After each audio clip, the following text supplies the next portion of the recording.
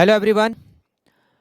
आज हम chapter second cost of capital का करेंगे रिवीजन। फिर इस चैप्टर में जो भी थ्योरी दे रखी है उसको करेंगे डिस्कस और इम्पोर्टेंट क्वेश्चन की लिस्ट मैं आपको बताऊंगा। तो सबसे पहले स्टार्ट करते हैं चैप्टर कॉस्ट ऑफ कैपिटल का रिवीजन। कैपिटल के सोर्स को हम 5 कैटेगरी में डिवाइड करते हैं। कौन कौन से सोर्स हो सकते हैं? कंपनी के सोर्स ऑफ कैपिटल में equity share, preference share, debenture, loan, reserve and surplus. ये जितने भी सोर्स ऑफ कैपिटल है, हर सोर्स की कॉस्ट होती है और हमें उस कॉस्ट को कैलकुलेट करना होता है। इक्विटी की कॉस्ट, उसको हम कहते हैं cost of equity KE। Preference की कॉस्ट को हम कहते हैं KP। डिबेंचर की कॉस्ट को हम कहते हैं KD। लोन की कॉस्ट को हम कहते हैं KL। रिजर्व एंड सरप्लस की कॉस्ट को हम कहते हैं KR। इक्विटी की कॉस्ट कैसे कैलकुलेट करते हैं? तो इक्विटी की कॉस्ट को कैलकुलेट करने के वैसे तो टोटल 5 अप्रोच दे रखी है, मगर हमारे लिए जो इम्पोर्टेंट है वो है 2 अप्रोच। एक है DP प्लस ग्रोथ अप्रोच और एक है CAPM approach. DP plus growth approach, DP plus G approach, इसमें KE को कैलकुलेट करने का फॉर्मूला होता है D1 divided by net proceed multiply by 100 plus growth rate. और CAPM का फॉर्मूला होता है K इक्वल्स टू RF का मतलब होता है risk free rate of interest plus beta multiply by average market risk premium. Average market risk premium.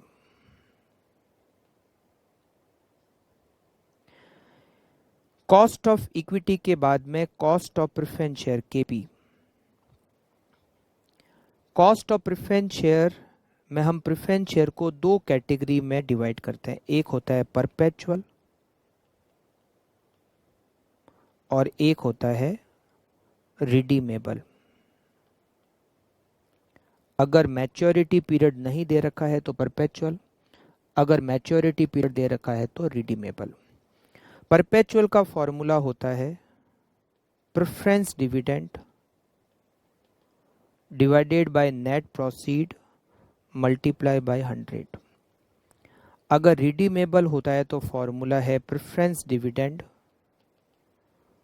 Plus RV minus NP divided by N। इस पूरे में डिवाइड होगा RV plus NP divided by 2 multiply by 100। Correct. KD को calculate करने के लिए हमने debenture को 2 कैटेगरी में डिवाइड किया है। एक होता है परपेचुअल और दूसरे होते हैं रिडीमेबल।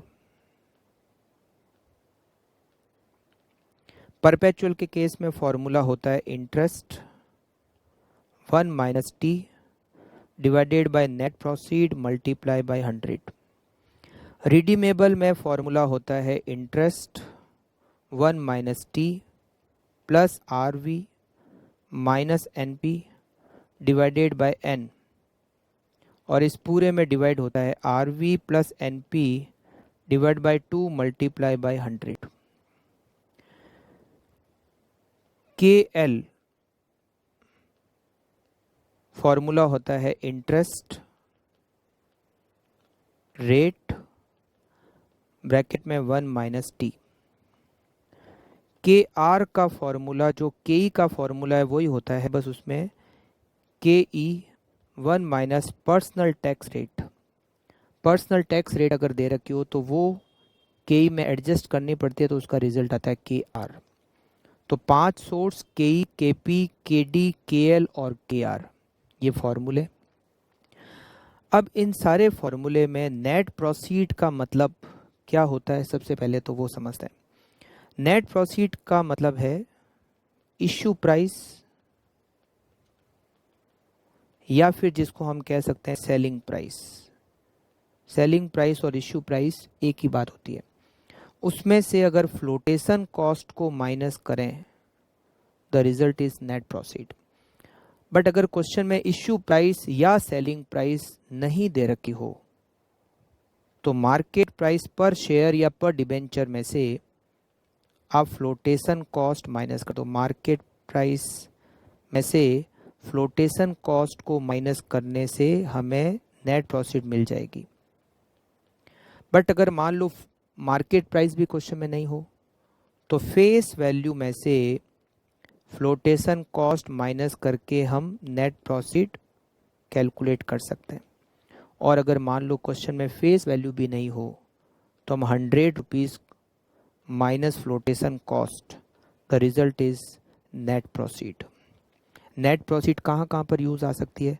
नेट प्रॉफिट एक केएल के अंदर यूज़ नहीं आएगी, बाकी केडी, केपी, केई और केई के जैसे कैलकुलेट करते हैं केआर, इसीलिए हर जगह पर नेट प्रॉफिट का यूज़ होता है, केवल केएल में यूज़ नहीं होता। सब में नेट प्रॉफिट का यही मतलब है, राइट। फिर होता है आरवी, मतलब रिडीमेबल वैल्यू। आरवी कहाँ काम आती है?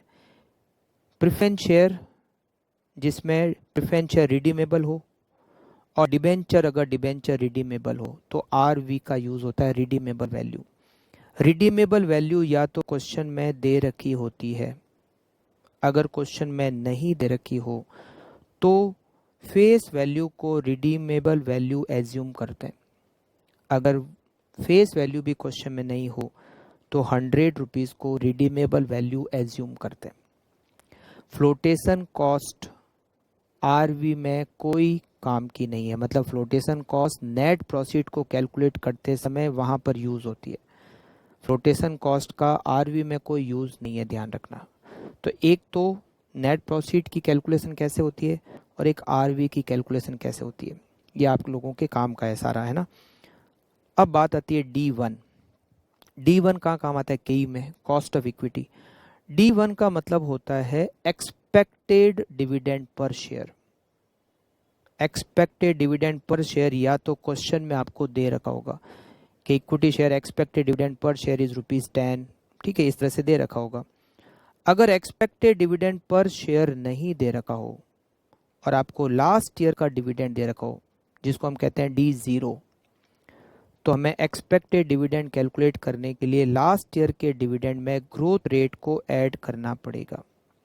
फॉर एग्जाम्पल क्वेश्चन में दिया हुआ है कि हमने लास्ट ईयर डिविडेंड पे किया था 5 rupees, last year dividend pay किया था 5 रुपीज़, और डिविडेंड की जो ग्रोथ रेट है वो है, मान लेते हैं 10%। तो D1 क्या होगा? 5 रुपीज़ में आपको 10% बढ़ाना पड़ेगा, तो 5 का 10% होता है 50 पैसा, तो D1 हो जाएगा 5.50। करेक्ट। D1 को कैलकुलेट करने का एक और तरीका भी होता है, earning per share multiply by dividend pay out ratio. Dividend pay out ratio क्या होता है? डिविडेंड पे आउट रेशियो का मतलब है कि आप अर्निंग में से कितना परसेंटेज डिविडेंड पे कर रहे हैं। For example earning per share is 10 rupees and dividend pay out ratio is 40%, मतलब आप 10 रुपीज़ का 40%, जो अर्निंग है उसका 40% आप डिविडेंड पे कर रहे हो, तो 10 का 40% डिविडेंड पर शेयर इज ₹4। बहुत बार क्वेश्चन में केवल डिविडेंड पर शेयर ही दे रखा होता है।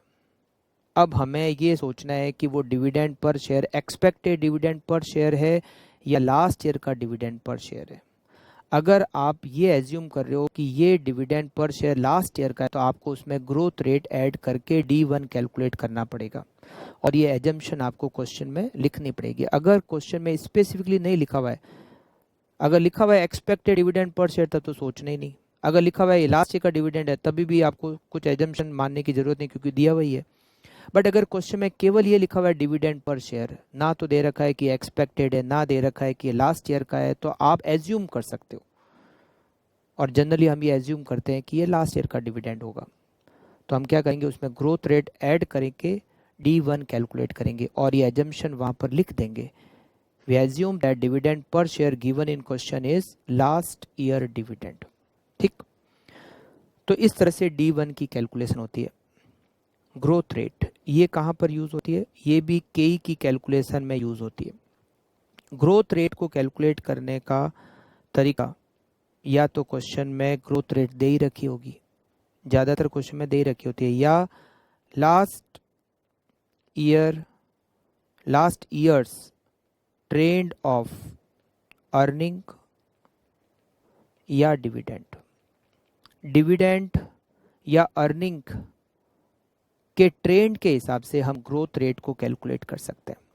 ठीक है, तो ये कुछ तरीके हैं जो हमारे ये KE, KD, KP, KL और KR के फॉर्मूले में काम आएंगे। ठीक है, अच्छा, KE को मैंने आपको बताया कि दो तरीके अपने लिए काम आ सकते हैं, एक तो DP+G अप्रोच और एक CAPM अप्रोच।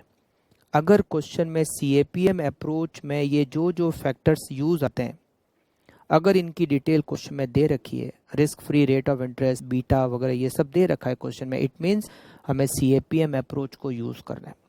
अगर ये डिटेल क्वेश्चन में नहीं दे रखी है तो DP+G अप्रोच को काम में लेना है। D1 कैसे कैलकुलेट करते हैं वो मैंने बता दिया, नेट प्रॉफिट को बता दिया, ग्रोथ रेट को बता दिया। KP में प्रेफरेंस डिविडेंड, ठीक है, नेट प्रॉफिट की कैलकुलेशन मैंने आपको बता दी। इसमें RV, अच्छा ये जो N है, N का मतलब होता है मैच्योरिटी पीरियड, जो क्वेश्चन में दे रखा होगा। अगर मैच्योरिटी पीरियड क्वेश्चन में नहीं दिया हुआ है तो इसका मतलब तो वो रिडीमेबल है ही नहीं, फिर वो परपेचुअल है। ठीक, KD में भी हमने RV, NP इन सारे पॉइंट को समझ लिया। सबसे इजी है KL, इंटरेस्ट रेट 1 - T। अब इसमें भी एक दिक्कत आ सकती है। दिक्कत क्या आ सकती है कि ये जो इंटरेस्ट रेट है, हो सकता है कि हमने किसी बैंक से लोन लिया या कहीं और से लोन लिया और वो इंटरेस्ट की रेट जो है वो अलग अलग अमाउंट पर अलग अलग इंटरेस्ट की रेट चार्ज कर रहा है। जैसे मान लो हमने एक बैंक से लोन लिया 10 लाख रुपीस का और उस बैंक ने कहा कि हम फर्स्ट रुपीस 4 लाख इस पर तो इंटरेस्ट चार्ज करेंगे 10%, और जो बाकी का जो अमाउंट है, नेक्स्ट अमाउंट जो है, उस पर रेट ऑफ इंटरेस्ट चार्ज करेंगे 12%। अब लोन हम एक ही जगह से ले रहे हैं, मगर कुछ लोन पर इंटरेस्ट की रेट 10% है और कुछ लोन पर रेट ऑफ इंटरेस्ट 12% है।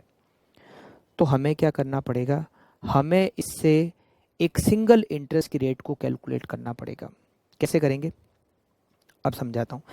4 लाख पर 10% इंटरेस्ट हमें पे करना है, मतलब इंटरेस्ट कितना हो गया, 4 लाख का 10% 40,000, और बैलेंस कितना बचा 6 लाख। 6 लाख पर हमें इंटरेस्ट देना है 12%, 6 लाख का 12% हो गया 72,000। तो टोटल इंटरेस्ट कितना हो गया 40,000 और 72,000, टोटल इंटरेस्ट हो गया 1,12,000। और लोन कितना है, लोन है 10 लाख रुपीज़ का, multiply by 100, rate of interest is 11.2%। ये हमने सिंगल इंटरेस्ट की रेट कैलकुलेट कर ली। अब आपको KL कैलकुलेट करना है। KL equals to interest rate क्या हो जाएगी, 11.2%, 1 - T। ऐसी अगर प्रॉब्लम आती है तो क्वेश्चन में, अगर एक सिंगल इंटरेस्ट ही रेट है तब तो सीधा फॉर्मूला लगा सकते हो, इंटरेस्ट रेट 1 - T। बट एक ही जगह से लोन लिया और अलग अलग अमाउंट पर अलग अलग इंटरेस्ट की रेट चार्ज कर रहे हैं, तो आपको इस तरीके से एक सिंगल इंटरेस्ट की रेट कैलकुलेट करनी पड़ेगी, फिर आपको KL को कैलकुलेट करना पड़ेगा। KR वैसे KE को ही कहते हैं, बस इसमें यह ध्यान रखना है कि जब आप KR कैलकुलेट करोगे उसके लिए नेट प्रोसीड में फ्लोटेशन कॉस्ट को माइनस नहीं करना है, क्योंकि रिजर्व एंड सरप्लस को हमें इशू नहीं करना होता। तो जब इशू ही नहीं होते तो फ्लोटेशन कॉस्ट कैसे लगेगी। तो नेट प्रोसीड को जब आप कैलकुलेट करोगे KR के लिए तो उसमें फ्लोटेशन कॉस्ट माइनस नहीं होगी। और 1 - PT करके अगर पर्सनल टैक्स रेट या शेयर होल्डर टैक्स रेट ऐसा कुछ क्वेश्चन में दे रखा हो तो उसका एडजस्टमेंट करना पड़ेगा, फिर आपको जो मिलेगा वो होगा KR, cost of reserve and surplus. ठीक, तो आपको इंडिविजुअल सारे सोर्स की कॉस्ट कैसे कैलकुलेट करनी है, सबसे पहले तो यही समझना है, KE, KD, KP, KL और KR। फिर इस चैप्टर में बात आती है WACC, weighted average cost of capital, मतलब overall cost of capital. Weighted average cost of capital को कैलकुलेट करने के दो तरीके हैं, एक होता है बुक वैल्यू वेट, एक होती है मार्केट वैल्यू वेट। हमें WACC को कैलकुलेट करने के लिए एक टेबल बनानी होती है। एक कॉलम होता है सोर्स का, दूसरा कॉलम होता है अमाउंट का, तीसरा कॉलम होता है वेट का, फोर्थ कॉलम होता है कॉस्ट का, और फिफ्थ कॉलम होता है weighted average cost of capital का।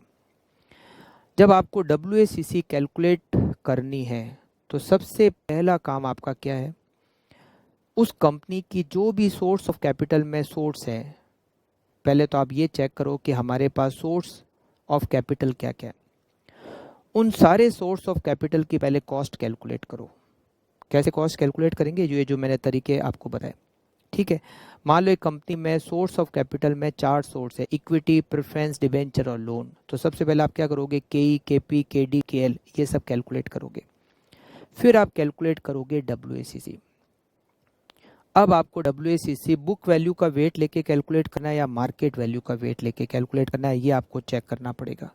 अगर कुछ नहीं लिखा हुआ है, केवल दे रखा है कि आप WACC कैलकुलेट करो, इसका मतलब आपको बुक वैल्यू का वेट लेके कैलकुलेट करना है। मार्केट वैल्यू का वेट तभी लेना है जब आपको क्वेश्चन में कहा जाए, ठीक। फिर आपको सोर्स में जो भी सोर्स है उसके नाम लिखना है। बुक वैल्यू के वेट में क्या करोगे, अमाउंट में लिखोगे बुक वैल्यू, और मार्केट वैल्यू के वेट में आप अमाउंट में क्या लिखोगे, मार्केट वैल्यू। फिर इस अमाउंट से आप क्या दोगे, वेट, मतलब प्रोपोर्शन, ठीक है। कॉस्ट आपने जो कैलकुलेट की थी वो लिखोगे, और कॉस्ट और वेट दोनों को मल्टीप्लाई करके आप क्या कैलकुलेट करोगे, WACC कैलकुलेट करोगे, ठीक है। एक और होता है, और वो होता है marginal cost of capital. Marginal cost of capital weighted average cost को ही कहते हैं। Marginal cost of capital is weighted average cost of additional capital.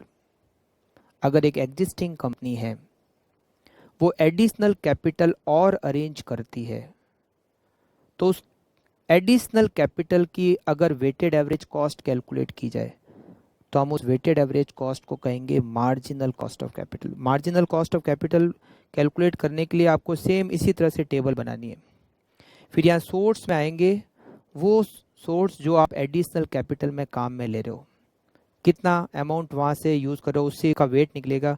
उसकी एडिशनल कैपिटल में जो जो सोर्स आप यूज़ कर रहे हो उसकी कॉस्ट यहाँ पे लिखोगे, और वेटेड एवरेज कॉस्ट की जगह यहाँ लिखोगे marginal cost of capital. Easy है बहुत।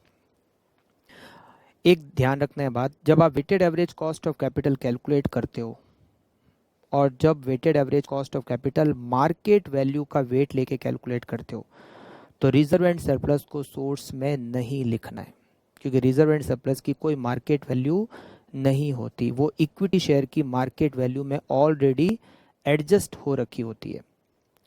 तो सोर्स में आपको रिजर्व एंड सरप्लस को नहीं लिखना है। अगर मार्केट वैल्यू का वेट लेना है तो, बुक वैल्यू का वेट लेना है तो रिजर्व एंड सरप्लस भी लिखा जाएगा, करेक्ट।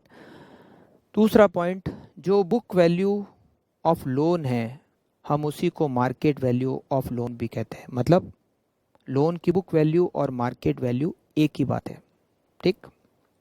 ये सारे इसमें प्रैक्टिकल पॉइंट है और ये सारी कैलकुलेशन इस चैप्टर में आपको करनी है। अब हम डिस्कस करते हैं इस चैप्टर में थ्योरी के कौन कौन से पॉइंट है। इस चैप्टर में भी थ्योरी के बहुत कम पॉइंट है, तो डिस्कस कर लेते हैं कौन कौन से। सबसे पहला पॉइंट दे रखा है कॉस्ट ऑफ कैपिटल की meaning. What is cost of capital? Cost of capital is the return expected by the provider of capital to the business for their contribution to the total capital. Company को जो capital provide कराते हैं वो उसके बदले में जो return expect कर रहे हैं is called cost of capital. It is also known as cut off rate, hurdle rate, minimum rate. क्यों कहते हैं इसको मिनिमम रेट? क्योंकि कंपनी को कम से कम इतना परसेंटेज रिटर्न तो अर्न करना ही करना है। Significance, what is use of cost of capital? Help in evaluation of investment option. अगर आपको किसी प्रोजेक्ट को इवेल्युएट करना है, किसी प्रोजेक्ट को आप इवेल्युएट करो कि इस प्रोजेक्ट को एक्सेप्ट करना है या रिजेक्ट करना है, तो उसमें कॉस्ट ऑफ कैपिटल का यूज होता है। Help in performance appraisal of A project, अगर किसी प्रोजेक्ट की परफॉर्मेंस को इवेल्युएट करना है कि इसकी परफॉर्मेंस हमने जैसा एक्सपेक्ट किया था वैसी है या उससे बेकार है या उससे अच्छी है, तो उसमें कॉस्ट ऑफ कैपिटल का यूज़ होता है। Help in designing optimum credit policy, हमारी क्रेडिट पॉलिसी कैसी होनी चाहिए, हमें कस्टमर को क्या टर्म्स पे उधार देना चाहिए, किन कस्टमर को उधार देना चाहिए, कितने टाइम पीरियड के लिए उधार देना चाहिए, क्रेडिट पॉलिसी के टर्म्स क्या होने चाहिए, उसको उसको बनाने के लिए भी कॉस्ट ऑफ कैपिटल का यूज़ होता है। Weighted average cost of capital, it is overall cost of capital, right? It is overall cost of capital. It is overall cost of capital. It is calculated either book value weight or market value weight. Marginal cost of capital, it is weighted average cost of additional capital if additional capital is raised by existing company. फिर इसमें theory का एक point और दे रखा है और वो है unsystematic risk and systematic risk. What is unsystematic risk? Unsystematic risk का मतलब होता है कि वो रिस्क जो किसी पर्टिकुलर कंपनी से रिलेटेड हो, जो किसी पर्टिकुलर कंपनी या पर्टिकुलर इंडस्ट्री से रिलेटेड रिस्क हो, हम उसको कहते हैं अनसिस्टमेटिक रिस्क। उस रिस्क का इफेक्ट किसी पर्टिकुलर कंपनी पर ही होता है या पर्टिकुलर टाइप ऑफ इंडस्ट्री पर ही होता है, हम उसको अनसिस्टमेटिक रिस्क कहते हैं। For example, government of India ने जो आईटी सेक्टर की कंपनी है उस पर एक स्पेशल टाइप का टैक्स और चार्ज कर दिया, तो उसका इफेक्ट केवल आईटी सेक्टर की जो कंपनीज है उस पर ही होगा। ये क्या है? Unsystematic risk. It is a company specific risk as the risk is related with the company performance. This type of risk can be reduced और eliminated by diversification of the securities portfolio. अब मान लो आप investor हो, आपने केवल IT sector की जो company थी उसी के शेयर परचेज कर रखे हैं, तो इस रिस्क का इस इफेक्ट आपके ऊपर आएगा, क्योंकि जब गवर्नमेंट आईटी सेक्टर की कंपनी पर टैक्स चार्ज कर रही है तो उन सारे कंपनी की market value of share decrease हो जाएगी, तो आपका पोर्टफोलियो भी क्या है? रिस्क में। इस रिस्क को कम करने के लिए आपको क्या करना चाहिए? डाइवर्सिफिकेशन। आप अपना पूरा पैसा एक ही टाइप की कंपनी में या एक ही टाइप की कंपनी में मत इन्वेस्ट करो। थोड़ा थोड़ा पैसा अलग अलग टाइप की कंपनी में इन्वेस्ट करो, इससे आपकी रिस्क बहुत कम हो जाएगी। वो रिस्क जिसको डाइवर्सिफिकेशन से कम किया जा सकता है, that is called unsystematic risk और डाइवर्सिफाइबल रिस्क।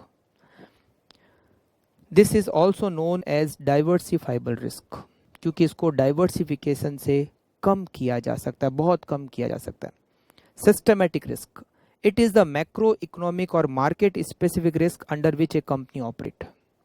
ये वो रिस्क है जो पूरी इंडस्ट्री को, हर टाइप की इंडस्ट्री पर जिसका इफेक्ट आता है, हम उसको कहते हैं सिस्टमेटिक रिस्क।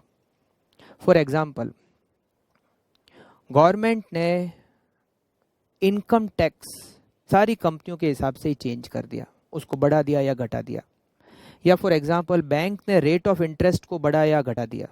अब इसका इफेक्ट क्या होगा? हर टाइप ऑफ कंपनी पर पड़ेगा, किसी पे ज़्यादा पड़ेगा, किसी पे कम पड़ेगा, मगर पड़ेगा ज़रूर। हम उसको कहते हैं systematic risk. It is the macro economic और market specific risk. For example inflation, अब इन्फ्लेशन का इफेक्ट सारी टाइप की कंपनियों पर पड़ता है।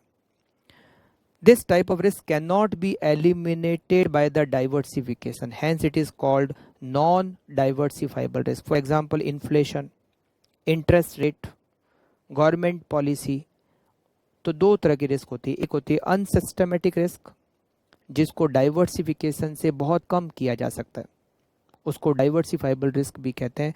Company specific risk. Systematic risk जिसको डाइवर्सिफिकेशन से आप कम नहीं कर सकते, और इस रिस्क को हम नॉन डाइवर्सिफाइबल रिस्क भी कह सकते हैं। इसका effect most of the company पर, मोस्ट ऑफ द इंडस्ट्रीज पर पड़ता है, हाँ, कुछ पे ज़्यादा पड़ेगा, कुछ पे कम पड़ेगा, मगर इफेक्ट तो पड़ेगा ही पड़ेगा। तो दो तरह की रिस्क होती है।